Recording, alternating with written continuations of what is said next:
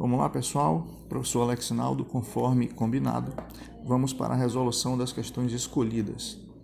Então, a respeito das grandezas físicas escalares e vetoriais, analise as proposições a seguir.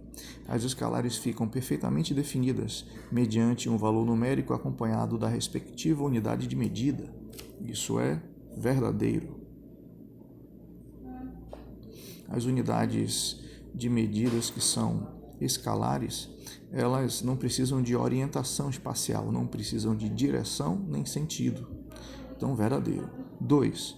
As vetoriais, além de exigirem na sua definição um valor numérico, denominado módulo ou intensidade, acompanhado da respectiva unidade de medida, requerem ainda uma direção e um sentido. Isso também é verdadeiro.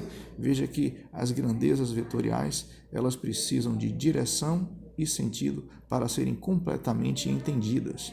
Se você estiver falando, por exemplo, de uma força, você tem que dizer qual é a direção dessa força, se é uma força horizontal, uma força vertical, e qual é o sentido dela, se é para cima, se é para baixo. Ok? Número 4. Comprimento, área, volume, tempo e massa são grandezas escalares. Verdadeiro.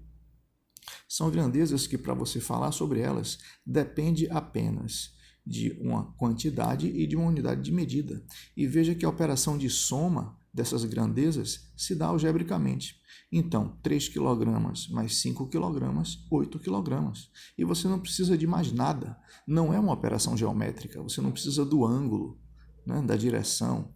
Então, se você quiser somar, por exemplo, 3 metros quadrados mais 5 metros quadrados, 8 metros quadrados de área, não precisa de uma operação geométrica para isso. Então, essas daí, do item 4, são grandezas escalares.